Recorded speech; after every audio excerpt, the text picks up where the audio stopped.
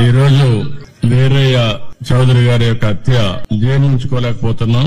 నిన్న నేను ఢిల్లీలో ఉన్నప్పుడు ఈ వార్త నాకు తెలిసింది. వెంటనే ఎస్పీతో మాట్లాడాను.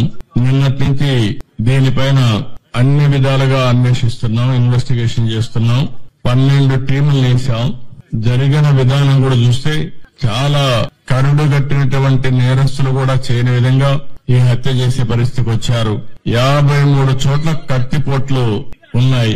అంటే ఇది చూసిన తర్వాత ఈ రాష్ట్రంలో ఇలాంటి ఘోరమైన వ్యక్తులు కూడా ఉన్నారా అనిపిస్తుంది. ఏది ఏమైనా 12 టీంలు పనిచేస్తున్నాయి. వీరయ్య చౌదరి గారు మంచి నాయకుడు, సమర్థవంతమైన వ్యక్తి. ఏదైతే యువగళం అప్పుడైతే 100 రోజులు లోకేష్ గారితో కూడా తిరిగారు. అదే సమయంలో అమరావతి రైతులు పాదయాత్రలో వచ్చేప్పుడు వాళ్ళకి అండగా నిలబడ్డాడు.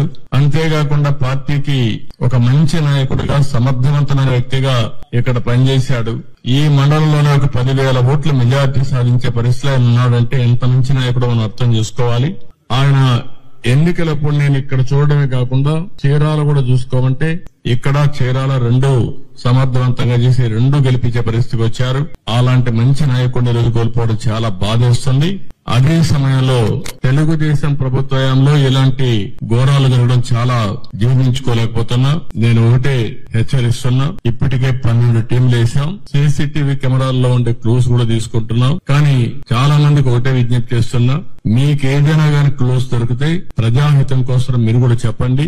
ఈ రోజు కాకపోయినా రేపైనా సరే ఎవరైతే ఇలాంటి తప్పుడు పనులు చేశారో వాళ్ళని పట్టుకోవడం 100% చేస్తాం. అది చేసే వరకు వదిలిపెట్టనని చెప్పి ఈ రోజు ఇక్కడ మీ అందరికీ తెలియజేస్తున్నా. కానీ ఒకటే హెచ్చరిక చేస్తున్నా, ఇలాంటి హత్యా రాజకీయాలు చేసే వ్యక్తులకు గాని, హత్యలు చేసే వ్యక్తులకు గాని ఒకటే హెచ్చరిక, ఇలాంటి తప్పుడు పనులు చేసిన మీరు కూడా చివరకు కాలగర్భంలో గడిచిపోతారు. గుర్తు పెట్టుకోమని హెచ్చరిస్తున్నా.